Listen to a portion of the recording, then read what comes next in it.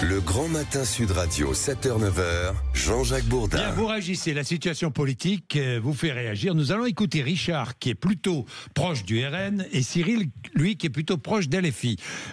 C'est amusant. On va les mettre tous les deux ensemble, mais je vais commencer avec Richard. Bonjour Richard. Oui, bonjour. Merci d'être avec nous, mon cher Richard. Vous êtes à Toulouse, hein? Oui, tout à fait. Bon, vous comprenez que le RN, finalement, n'ait pas très envie d'une solution de compromis? N'a pas envie du tout, d'ailleurs.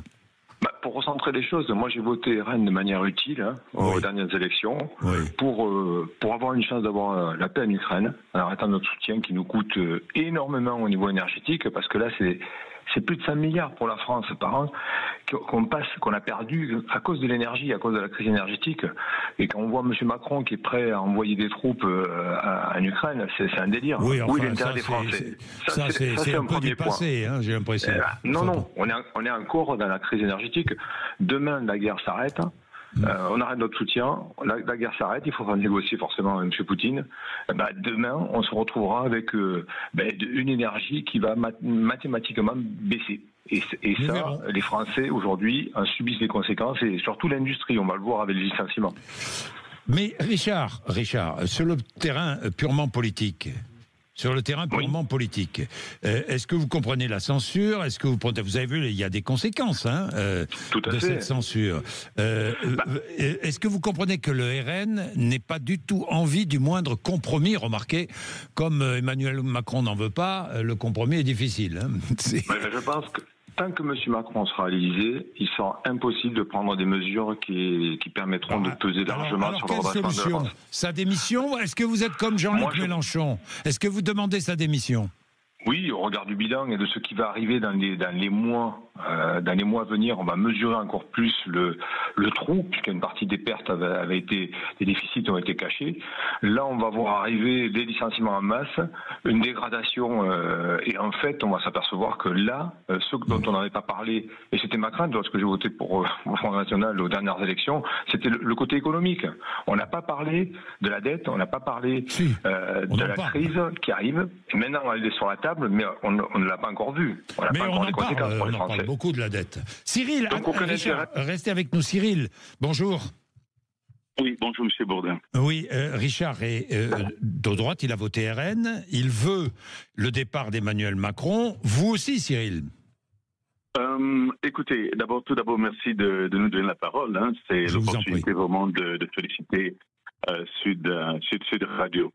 Je ne suis pas nécessairement pro-LFI, je suis tout simplement un Français qui est cohérent et qui vit dans un pays qui se vante d'avoir une des plus vieilles démocraties au monde, et qui le clame et qui d'ailleurs le professe partout dans le monde. Alors, dans toutes les discussions qui sont en train de se faire actuellement, vous avez remarqué qu'en aucun cas on ne parle des électeurs, on ne parle du choix des urnes. On parle de qu'est-ce que les élections précédentes ont donné. Pourtant, c'est bien pour cela que M. Macron a convoqué le corps électoral pour dire « Je suis en face d'un dilemme et ça l'honorait, aidez-moi à trancher ». C'était ça la problématique. Et nous n'en sommes plus là aujourd'hui. Nous sommes dans des tractations, nous sommes dans des combines, nous sommes dans des conversations qui, si elles s'étaient passées ailleurs, la France serait la première à condamner de toutes ses forces. Donc, je pense, et là pour répondre vraiment à votre question, il faut que nous nous posions la seule question qui vaille aujourd'hui, c'est quels étaient les résultats des élections et qu'est-ce qu'on en a fait? Et M. Macron doit en tirer les conséquences. C'est aussi simple que cela. Tout ce que nous sommes en train de faire aujourd'hui, c'est du bidonnage. Et lors du gouvernement Barnier, on a convoqué tous les corps. Et je pense qu'il faut le dire aux Français, il faut le rappeler pour que ce soit su. Tous les partis politiques sont prêtés au jeu, y compris LFI et le Rassemblement national. Mais qui n'a pas tenu parole? C'est bien M. Macron et ses alliés. Ce ne sont pas ces deux partis. On les appelle extrémistes de droite ou de gauche, les Français ont choisi. Est-ce que pour une fois, pour ne pas répéter ce qu'on avait fait pour le référendum, par exemple pour l'Union européenne, où les Français avaient dit non, et pas des bidouillages, M. Sarkozy et ses alliés sont passés en force, si on donnait la chance à ces partis, si on avait par exemple parié que le LFI ou le Rassemblement national échouerait, les Français seraient aujourd'hui témoins que ces partis dits extrémistes, par les médias et par les gouvernants, sont incapables de gouverner.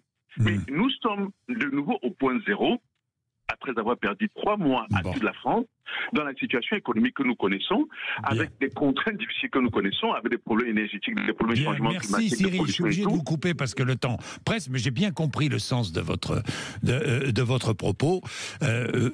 Pourquoi est-ce qu'ils ne seraient pas légitimes pour montrer s'ils sont capables ou pas de gouverner? Bien, nous verrons ce qui va se passer politiquement. Nous avons notre gagnant ou notre gagnante, Benjamin? Notre gagnant qui est du côté de Toulouse, à Castanet-Tolosanne, c'est Philippe qui a gagné. Toulouse, bonjour Philippe. Bonjour. Ça va Philippe? Oui, très bien. Bonjour Monsieur Bourdin, bonjour à toute l'équipe. Mais merci d'être avec nous Philippe, sur l'antenne de Sud Radio, c'est un plaisir. Vieil auditeur Philippe, enfin vieil, non, auditeur. C'est pas sympa ça. Ouais. Oui, non, si, je vous écoute régulièrement. J'écoute Sud Radio, c'est la radio du Sud. Merci Philippe, vous avez gagné. Et votre fidélité récompensée, on ouvre votre cadeau, 30e appel, cadeau numéro 30. Vous avez gagné, Philippe, une enceinte Bluetooth JBL qui vous est offerte par Sud Radio et la Confédération des buralistes. Pas mal. Bravo Philippe. Franchement pas mal pour écouter de la musique. Si vous aimez la musique, c'est génial. Et Sud Radio. Très bien. Je vous remercie énormément. Merci beaucoup Philippe, bonne journée. Je vous souhaite une bonne journée à vous aussi. Merci encore. Au revoir Philippe. Il est 8h01.